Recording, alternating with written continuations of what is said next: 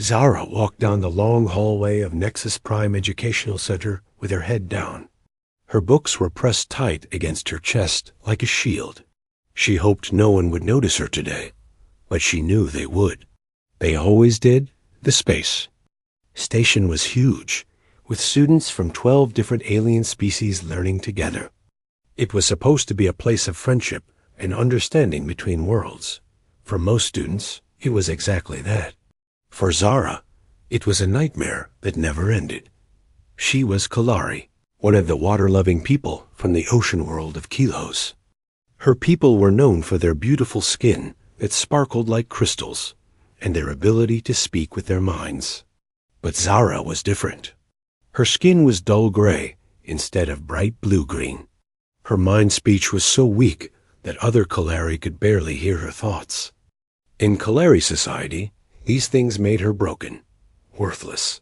On Nexus Prime, surrounded by aliens who already thought Kalari were strange, it made her a target. The first students she passed were Corvins.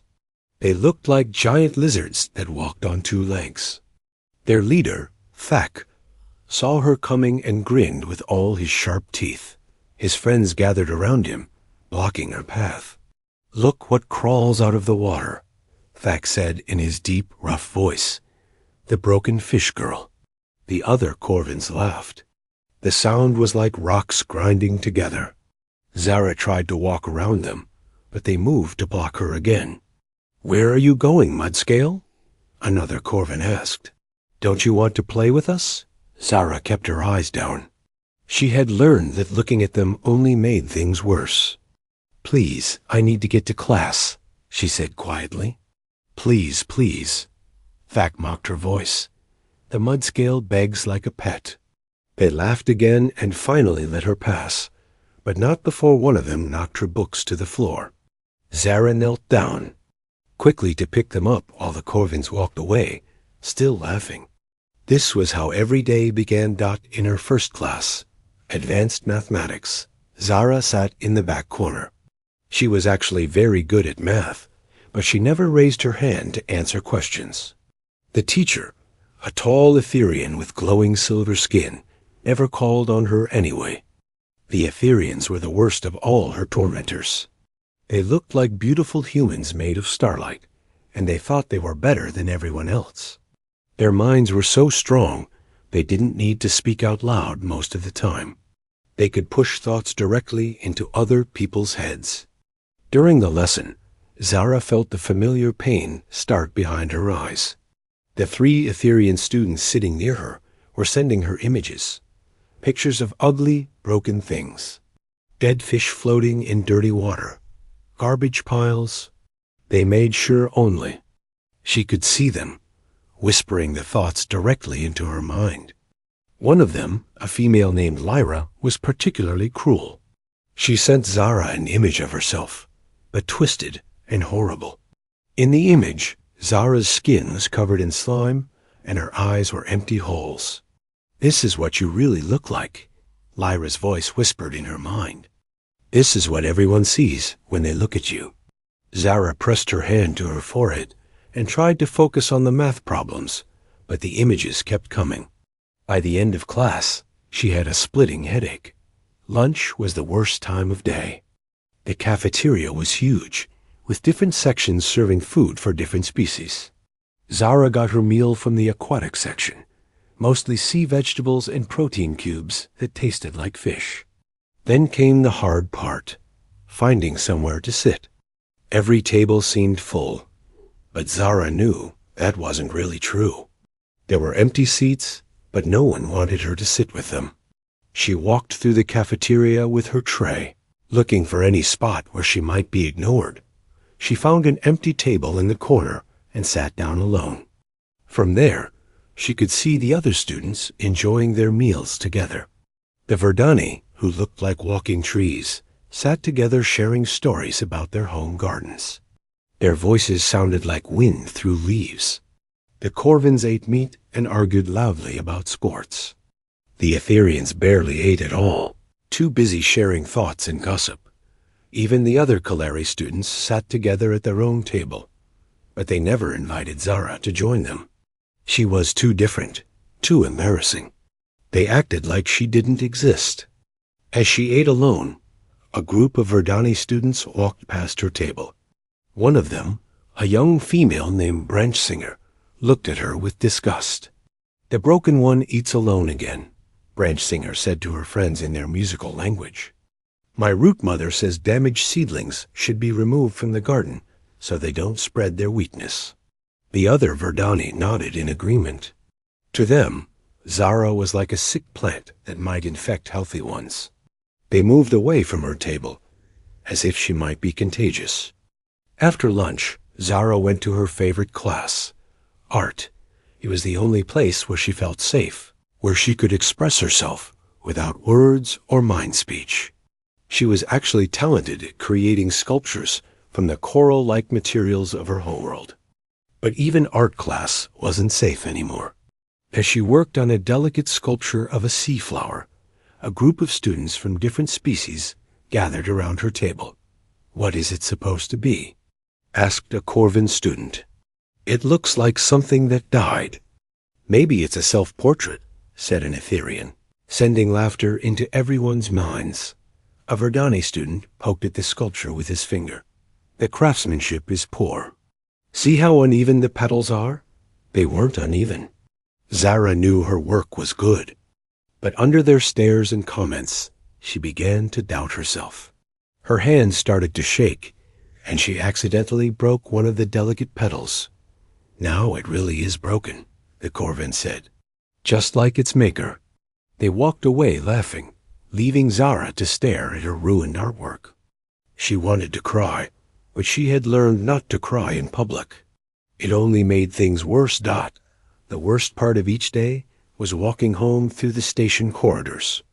Groups of students would follow her, making comments just loud enough for her to hear. They would throw small objects at her back.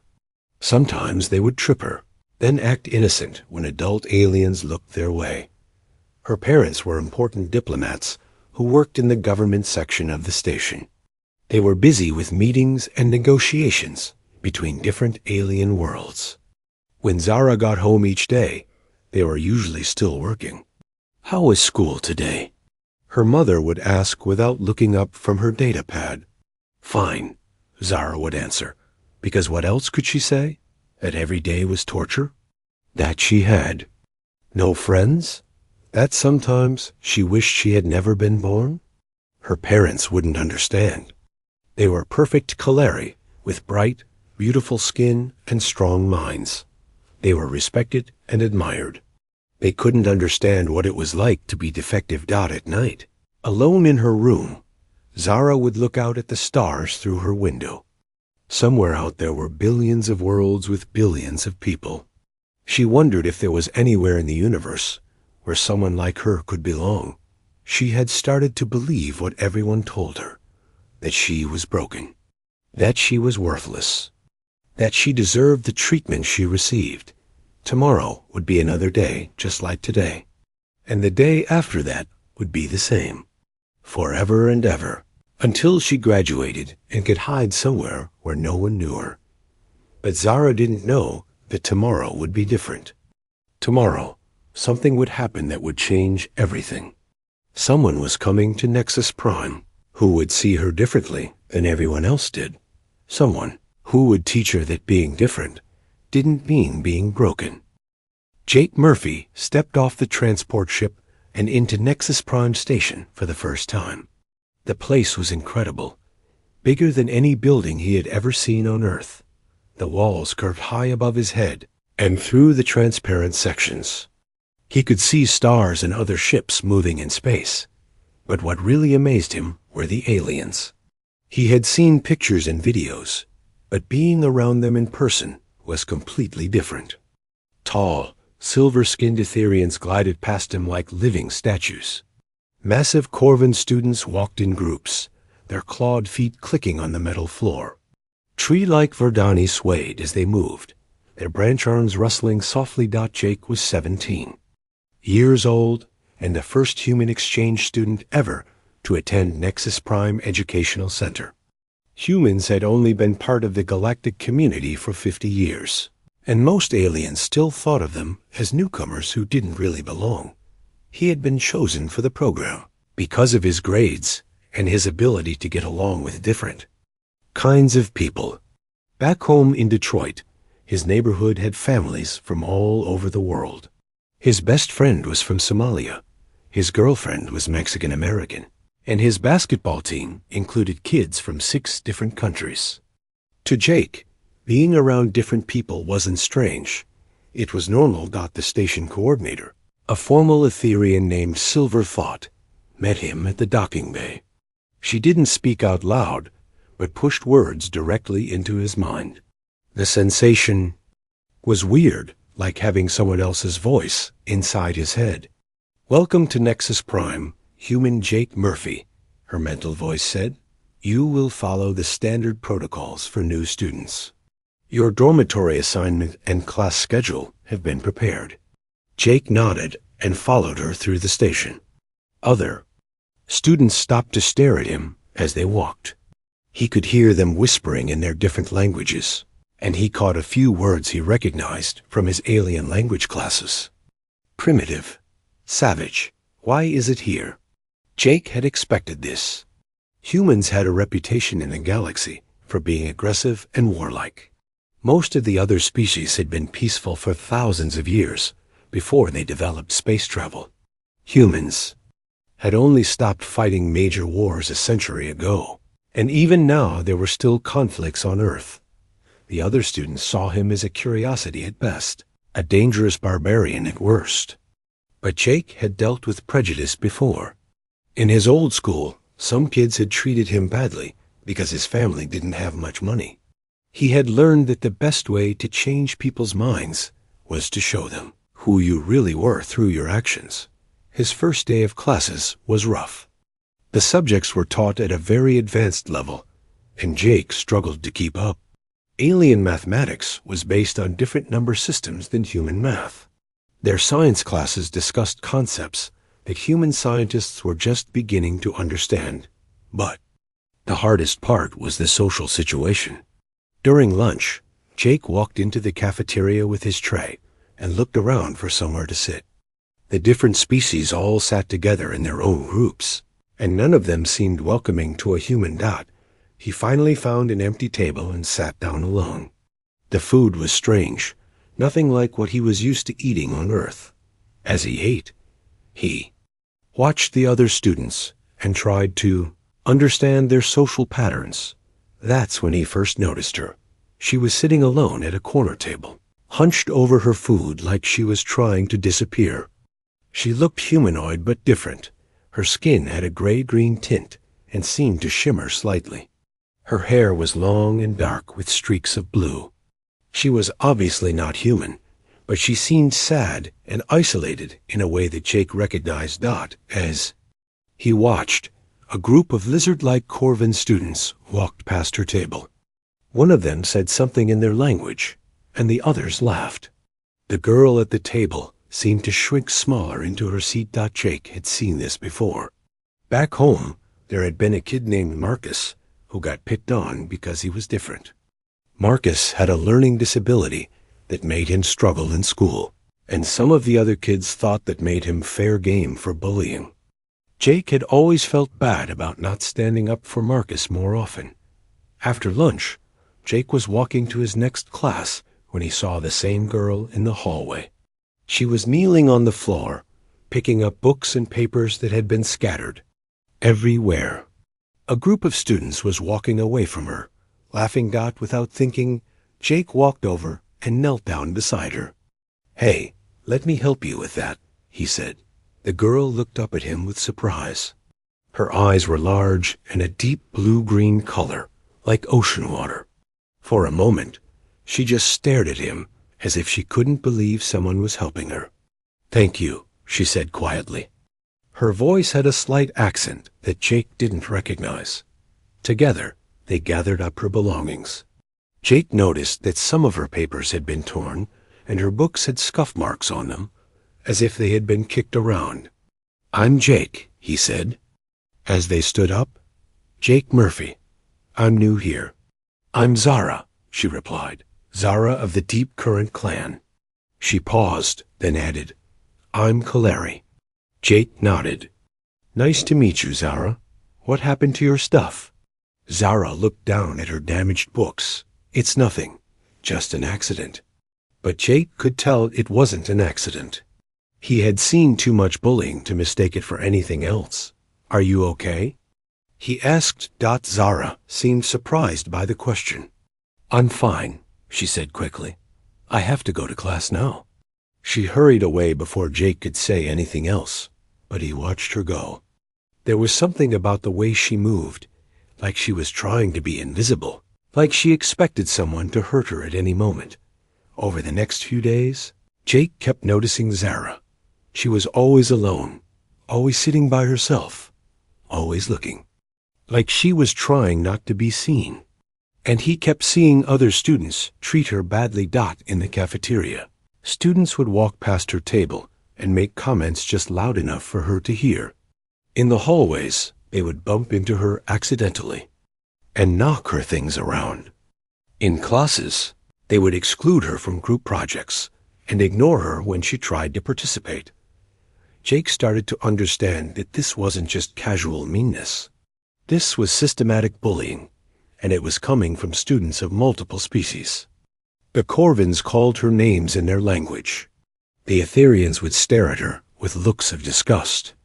Even the peaceful Verdani seemed to avoid her like she was contaminated. The worst part was that none of the adults seemed to notice or care. Teachers would see students knock Zara's belongings around and do nothing. The station's counselors never intervened when she was being verbally harassed. It was like everyone had agreed that treating her badly was acceptable. Jake couldn't understand it. Back on Earth, this kind of behavior would have consequences. Schools had anti-bullying policies, and teachers were trained to watch for signs of harassment.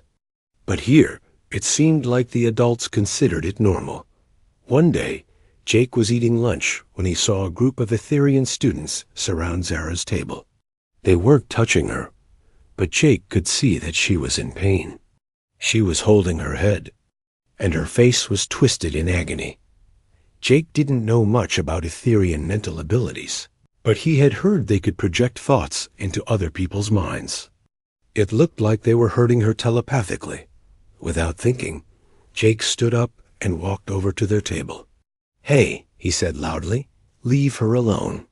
The Etherians turned to look at him with surprise. One of them, a tall female with silver hair, spoke in a cold voice. This does not concern you, human. Return to your meal. It concerns me when I see someone getting hurt, Jake replied. Back off. The Etherians looked at each other, communicating silently. Then the silver-haired one spoke again. You do not understand our ways, primitive. The defective one brings shame to her species. We are simply teaching her to know her place. Her place? Jake felt anger rising in his chest. Her place is to be treated with respect, just like everyone else. The Etherians laughed, a sound like wind chimes. Respect must be earned, human. She has earned nothing but contempt.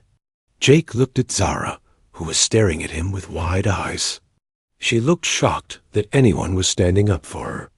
Come on, Zara, Jake said. Let's go somewhere else. For a moment, Zara hesitated. Then she quickly gathered her things and followed Jake away from the table. Behind them, the Etherians continued to laugh and make comments about primitive humans. And their misguided compassion. Jake led Zara to an empty section of the cafeteria.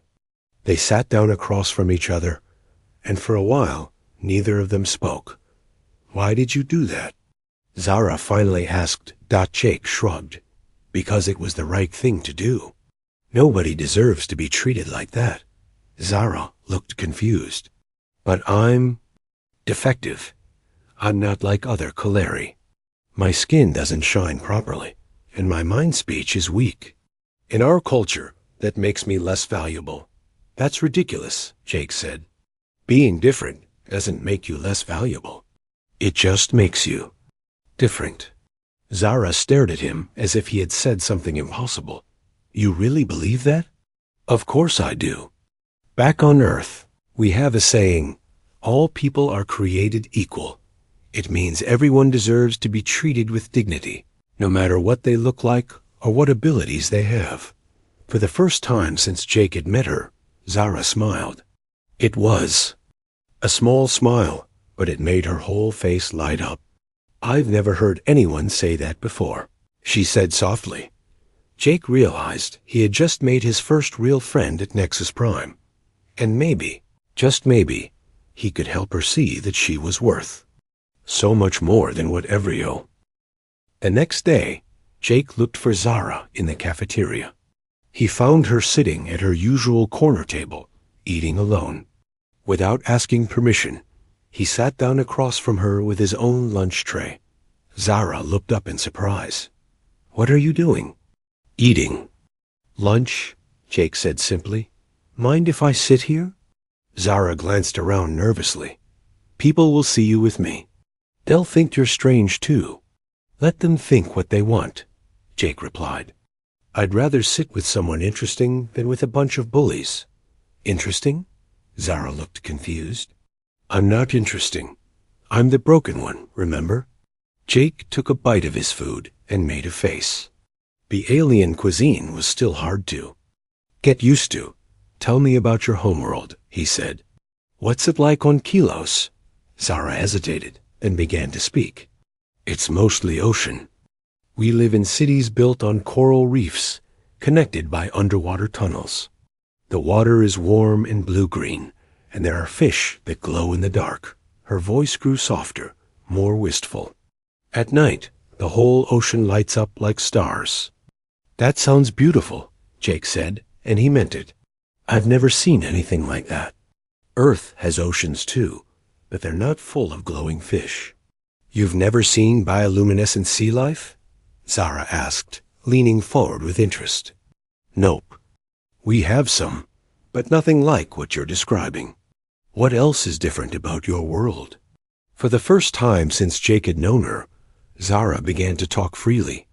She told him about the coral gardens where Kaleri children played, about the singing competitions where her people would harmonize with whale-like creatures, about the art festivals where sculptors would create masterpieces from living coral. I always wanted to be a sculptor, she said quietly, but my parents think it's a waste of time. They say I should focus on more practical things. Why? Jake asked. Are you not good at it? Zara's cheeks darkened with a blue-green blush. I think I'm good at it, but nobody else thinks so. Can you show me some of your work? You want to see it? Zara looked shocked. Of course I do. After lunch, Zara led Jake to the art studio. It was a large room filled with workstations for different types of creative projects. Zara's corner was neat and organized, with several sculptures in various stages of completion. Jake whistled softly as he looked at her work. The sculptures were incredible, delicate coral formations that seemed to move and flow like living things. One piece looked like an underwater garden, with tiny fish swimming between the coral branches. Another was a spiral shell that seemed to glow from within. Zara, these are amazing, Jake said honestly. I've never seen anything like them. Really? Zara's voice was hopeful but uncertain. Really? You're incredibly talented. Why doesn't anyone else see that?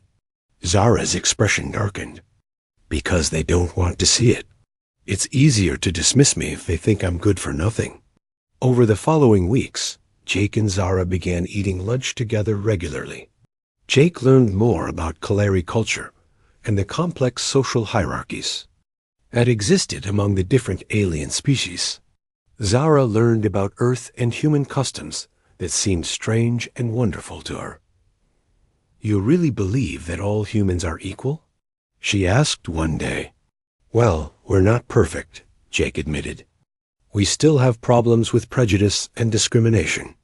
But most humans believe that everyone deserves a fair chance, regardless of their background. That's so different from how things work here, Zara said. Among my people, if you're born, With defects, you're expected to accept a lower status.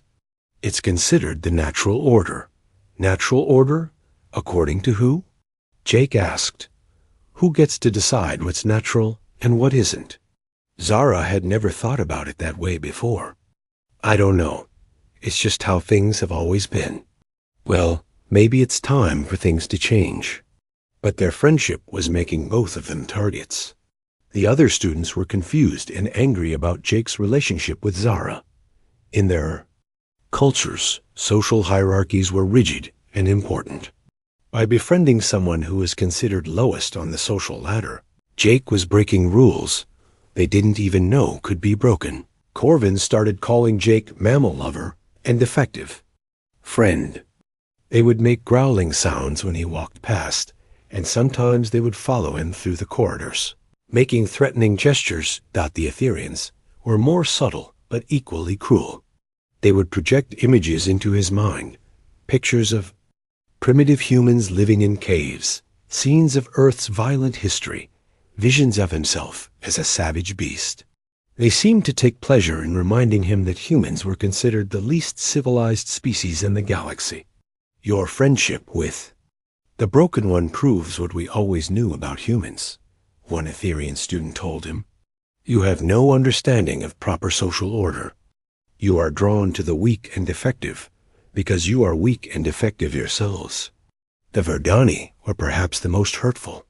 They would speak about Jake and Zara in their musical language, comparing them to diseased plants that needed to be removed from the garden. They acted as if proximity to them might somehow contaminate the healthy students. Why do you keep sitting with me? Zara asked one day after a particularly bad incident where a group of Corvin students had surrounded their table and made threatening comments. You could sit with the other exchange students. There are some from other species who might accept. You. Jake looked at her seriously. Because you're my friend. And friends don't abandon each other when things get tough. But you're making your life harder by being around me. So what? Some things are more important than having an easy life. Zara didn't understand this concept at first. In her experience, everyone looked out for themselves first. The idea that someone would choose to suffer for the sake of friendship was foreign to her. But as their friendship deepened, she began to see how Jake's way of thinking was different from everything she had known.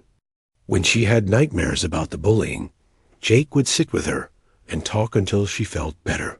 When her art supplies were destroyed by vandals, Jake helped her get new ones and even bought some with his own money.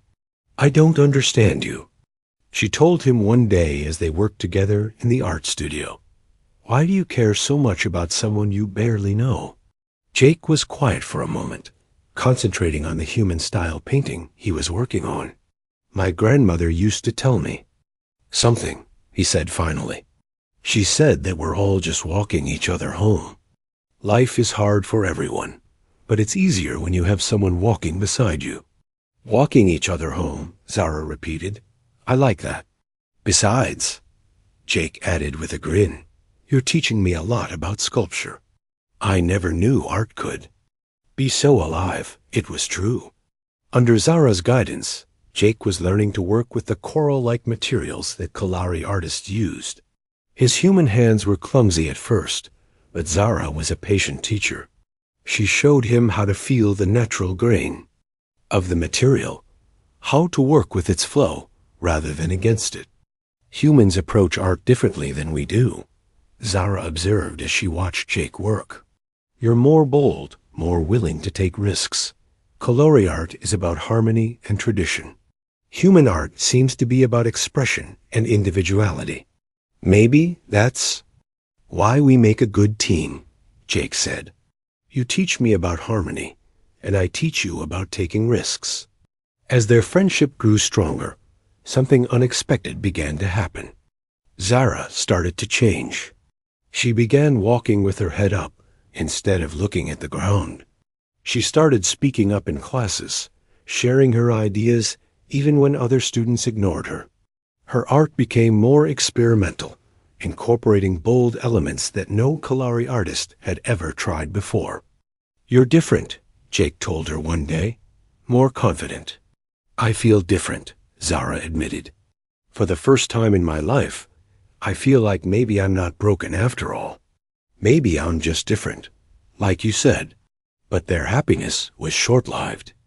The bullying was getting worse, and now it was affecting both of them. Jake's grades started to suffer because he was spending so much time dealing with harassment. Zara's art supplies were being destroyed faster than they could be replaced. One day, they arrived at the art studio to find that Zara's latest sculpture had been completely destroyed. It was a piece she had been working on for weeks, a complex coral garden that told the story of her homeworld. Now it was smashed into pieces, scattered across the floor. Zara fell to her knees among the fragments, tears streaming down her face. "They destroyed it," she whispered. "They destroyed everything." Jake knelt beside her and put his arm around her shoulders. "We'll make another one," he said. "We'll make it even better." "No," Zara said, her voice breaking. "I can't keep doing this. I can't keep pretending that things will get better. Maybe. Everyone is right. Maybe I should just accept that this is how things are." "Don't say that," Jake said firmly. "Don't let them win." But Zara was losing hope. The constant bullying, the destruction of her art, the isolation from her own people, it was all taking its toll. She was starting to believe again that she was worthless, that she deserved the treatment she received. Jake realized that his friendship alone wasn't enough. Something bigger needed to change. The whole system that allowed this bullying to continue needed to be challenged. That night, Jake lay in his dormitory bed thinking about everything that had happened. He thought about his grandmother's words, about walking each other home. He thought about the civil rights leaders he had learned about. In school, people who had fought against injustice, even when it seemed imposed. Jake spent the next week watching and learning.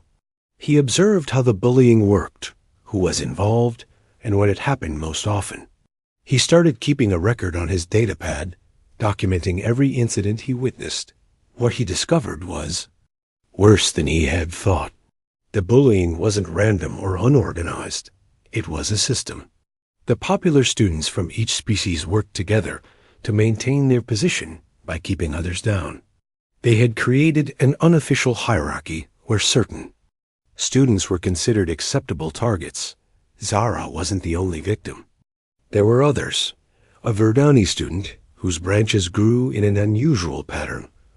A Corvin who was smaller than the others. An Etherian whose mental abilities were weak. But Zara was the primary target because she was the most different and had no one to protect her dot. Until now, Jake started with research. He spent hours in the station's library, reading about each alien species and their cultures. He learned about their social structures, their values, and their weaknesses. He studied human history too, reading about civil rights movements, labor, organizing, and social change. His first step was to find allies. He approached other students who were being bullied or excluded. Most of them were too scared to speak up, but a few were willing to listen. There was Kix, a small Corvin who was picked on by the larger members of his species. There was Bloom and Shadow, the Verdani, whose unusual branch pattern made her an outcast. There was Whispermind, the Etherian whose weak telepathy made him almost as isolated as Zara. "Why should we trust you?" Kix asked when Jake approached him. "You're human. Everyone knows humans are violent and unpredictable." "Because I'm being bullied too," Jake said simply. "And because I have an idea that might help all of us." Jake explained his plan. Instead of suffering in silence, they would document everything. They would gather evidence of the systematic bullying. They would present their case to the station authorities with facts and data that couldn't be ignored. "It won't work," Whispermind said sadly. "The adults don't care about our problems. They think this is just normal student behavior." "Maybe," Jake said. But what if we could show them that it's not normal? What if we could prove that it's actually harmful to everyone? Jake's plan was based on something he had learned about human psychology. People often ignored problems until those problems affected something they cared about. The station authorities might not care about individual students being bullied, but they would care if it affected the educational mission of Nexus Prime. He started gathering data. He tracked the academic performance of bullied students versus non-bullied students. He documented the psychological effects of harassment. He researched the economic costs of having unhappy, unproductive students. But data wasn't enough. Jake knew he needed to change hearts and minds, not just present facts. He needed to tell a story that would make people understand.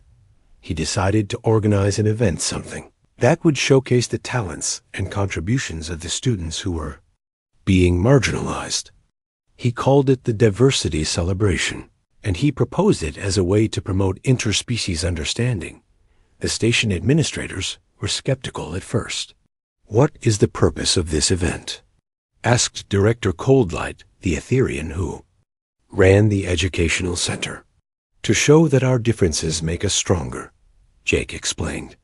"Every species has unique talents and perspectives. When we exclude people, we lose out on their contributions. This is a highly unusual proposal, Director," Coldlight said.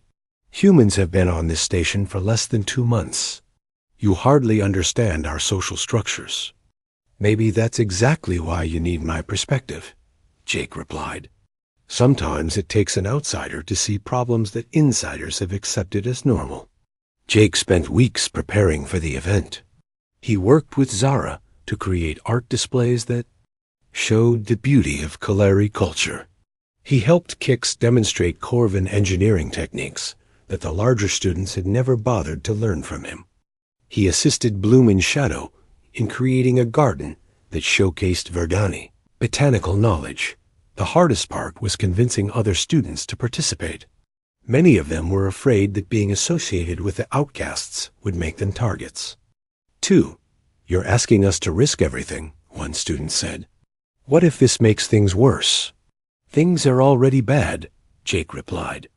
"The question is, are you going to let them stay bad, or are you going to do something about it?" Slowly, more students began to join the effort. Not just the outcasts, but some of the middle-tier students who had been quietly uncomfortable with the bullying but hadn't known how to address it. The bullies noticed what was happening and tried to stop it. The Corvin bullies threatened physical violence. The Etherian bullies sent nightmarish images into the minds of anyone who supported Jake's event. The Verdani spread rumors that the participants were diseased and should be avoided. One day, Jake arrived at the art studio to find Thek, the Corvin bully leader, waiting for him with several of his friends. They had surrounded Zara, who was cowering behind her workstation. "Human," Thek growled, his sharp teeth gleaming. "You will stop this foolish event, or your fish friend will suffer the consequences." Jake felt his heart racing, but he kept his voice calm. "Touch her, and you'll have to deal with me." The Corvins laughed. "You think you can fight all of us? Mammal, you are small and weak." "I don't need to fight you," Jake said. "I just need to record you." He held up his data pad, which was already recording everything. The Corvins looked confused. "You see," Jake continued, "I've been documenting all the bullying that happens here. I have videos, audio recordings, and witness statements. If anything happens to Zara or any of the other students, all of this evidence goes directly to the station authorities and to the Galactic Educational Council." Thak's expression changed from confidence to uncertainty. "You're bluffing." "Try me," Jake said. The Corvins looked at each other, communicating in their own language. Finally, Thek pointed a clawed finger at Jake. "This isn't over, human." "Yes, it is," Jake replied. "The old way of doing things is ending. You can either be part of the solution or part of the problem, but you can't stop what's coming." As the Corvins left, Zara looked at Jake with amazement. "How did you do that?" "I've never seen anyone stand up to them like that. Documentation is power," Jake explained. "They can't bully people if everyone is watching and recording." The diversity celebration was scheduled for the following week. Jake had managed to get permission from the station authorities, who saw it as a harmless cultural exchange event. They had no idea what Jake was really planning. The night before the event, Jake couldn't sleep. He kept thinking about all the ways things could go wrong. What if no one came? What if the bullies sabotaged everything? What if the authorities shut it down? But when he arrived at the main auditorium the next morning, he found dozens of students already there, setting up displays and preparing presentations. Zara was arranging her sculptures, which seemed to glow with inner light under the auditorium's illumination. Kix was demonstrating a miniature engineering project that could help improve the station's life support systems. Bloom in Shadow had created a small garden that filled the air with incredible fragrances. Even some of the normal students had come to help. They were curious about the talents and perspectives they had been ignoring. As the event began, something magical happened. Students who had never spoken to each other before started having conversations. They discovered that the Kalari weren't just broken fish people. They were artists and philosophers with a rich culture. The small Corvins weren't just weaklings. They were brilliant engineers and problem solvers. The unusual Verdani weren't diseased. They were innovators who saw the world differently. The most powerful moment came when Zara gave a presentation about Kalari art. She spoke about how her people used sculpture to tell stories, to preserve history, and to connect with the spiritual world. She showed how her defective appearance actually gave her a unique perspective that allowed her create art that no other Kalari had ever imagined. "My skin doesn't shine like other Kalari," she said, her voice growing stronger as she spoke. "But that means I see light differently. My mind speech is weak, but that means I communicate through my art instead of just my thoughts. I'm not broken. I'm different, and different can be beautiful." The audience was silent for a moment, then began to applaud. Even some of the Etherean students, who had never shown Zara any respect before, were nodding in appreciation. But the real breakthrough came when Jake took the stage for his presentation. He had prepared a comprehensive report on the effects of bullying at Nexus Prime, complete with data, statistics, and analysis. "For weeks, I've been documenting the systematic harassment of certain students," he began. "What I've found is that this isn't just individual meanness. It's an organized system that's damaging our entire educational community." He showed graphs demonstrating how bullied students performed worse academically, how they were more likely to drop out, and how they were less likely to contribute their unique talents to group projects. He presented evidence of the psychological damage being done and the potential legal liability the station faced if the behavior continued. "But, more importantly," Jake continued, "I want to show you what we're losing when we exclude people." He introduced each of the stud. The changes at Nexus Prime didn't happen overnight, but they did happen. Within a week of the diversity celebration, Director Coldlight announced new policies for the educational center. There would be zero tolerance for harassment based on physical differences or abilities. Students caught bullying others would face suspension or expulsion. Teachers would receive training on recognizing and stopping discriminatory behavior. More importantly, the social atmosphere began to shift. Students who had never talked to each other before started having conversations.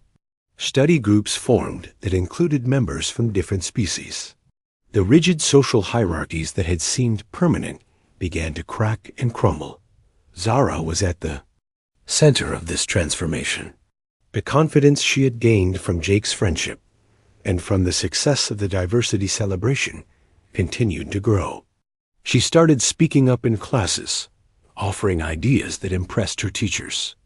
Her artwork became bolder and more experimental, combining traditional Kaleri techniques with influences from other species.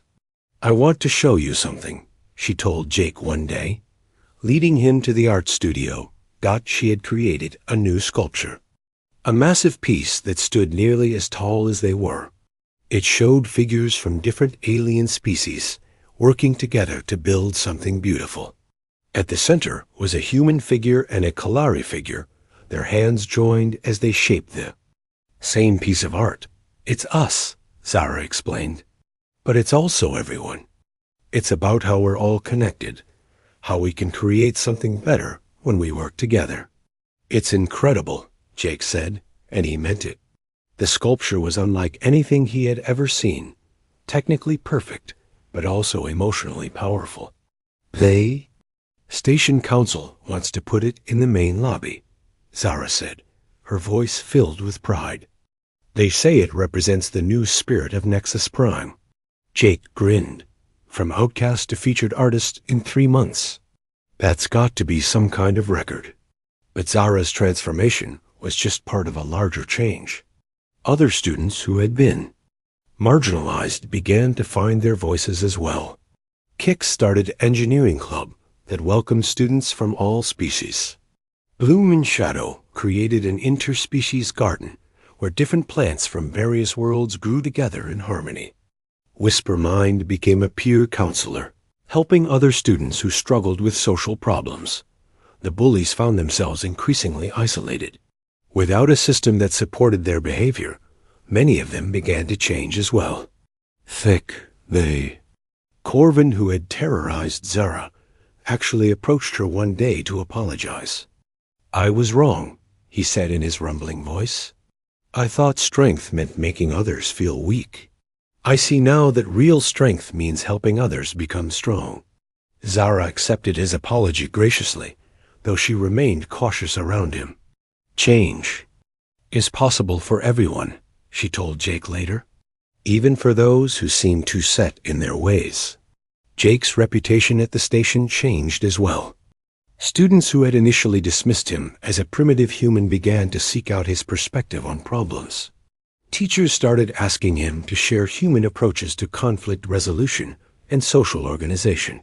"You've shown us something we didn't know we were missing," Director Coldlight told him during a private meeting. "Your species has a unique ability to see past surface differences and find common ground. This is a valuable skill in a galactic community." "All humans don't think the same way," Jake pointed out. "We have our own prejudices and problems. But maybe that's what makes us useful. We know what it's like to struggle with these issues." News of what had happened at Nexus Prime began to spread throughout the Galactic Educational Network. Other schools started implementing similar anti-bullying policies. Students from different worlds began organizing their own diversity celebrations and inclusion programs. Jake received messages from human students at other alien schools, thanking him for showing that humans could be positive influences in galactic society. He also received messages from alien students who had been inspired by his example to stand up for others in their own schools. "You've started something bigger than just changing one school," Zara observed as they read through the messages. "Together, you've shown that the human way of thinking about social problems can work anywhere." As the academic year progressed, Jake and Zara's friendship deepened into something like family. They studied together, created art together, and supported each other through the challenges of their advanced coursework. Zara helped Jake understand the complex mathematics of interdimensional physics, while Jake helped her develop her presentation skills and confidence. Their friendship also attracted attention from the wider galactic community. A documentary crew came to Nexus Prime to film their story. Articles were written about the human approach to social problems. Scholars began studying human methods of organizing and conflict resolution. "I never expected to become famous for making friends," Jake told his parents during a video call to Earth. "You didn't become famous for making friends," his mother replied. "You became famous for seeing the value in someone everyone else had dismissed." That's a very human thing to do. As graduation approached, both Jake and Zara had to make decisions about their futures. Jake had been accepted to the Galactic Diplomatic Academy, where he planned to study interspecies relations and social justice. Zara had received offers from art schools on multiple worlds, as well as a commission to create a permanent sculpture for the Galactic Council building. "I don't know how to thank you for everything you've done," Zara told him as they sat in their favorite spot in the station's observation deck, looking out at the stars. "You don't need to thank me," Jake replied. "You were never broken, Zara. You just needed someone to remind you of that." "But you did more than remind me," she said. "You showed me that I could stand up for myself and for others. You taught me that being different isn't something to hide from. It's something to celebrate." Years later, their friendship would become the stuff of legend throughout the galaxy. Zara became one of the most celebrated artists of her generation, creating works that brought different species together through shared beauty and meaning. Her sculptures could be found on hundreds of worlds, each one telling a story of hope and connection. Jake became a respected diplomat and social advocate, specializing in helping newly contacted species integrate into galactic society. He developed programs based on his experiences at Nexus Prime, teaching tolerance, inclusion, and the value of diversity. They remained close friends throughout their lives, meeting regularly to share stories and support each other's work. Whenever young people asked them about their time at Nexus Prime, they would tell the same story. That change is possible when someone is willing to stand up for what's right. Even when it's difficult, the story of their friendship became a required study topic at schools throughout the galaxy. It was taught as an example of how different species could learn from each other, how friendship could overcome prejudice, and how one person's courage could change an entire community. But perhaps the most important legacy of their friendship was the simple lesson it taught, that everyone has value, everyone deserves respect, and everyone has something unique to contribute to the world. These ideas, so natural to humans, spread throughout the galaxy and helped create a more just and inclusive galactic society. "We walked each other home," Zara would say when people asked her to explain their friendship. "Jake taught me that phrase. It means we helped each other find our way to where we belonged." And where they belonged, it turned out, was in a galaxy where being different was celebrated, where friendship could cross any boundary, and where the human idea that all people are created equal had finally found its place among the stars. Bullying stopped not because the bullies were punished, but because the entire community learned to see value in everyone.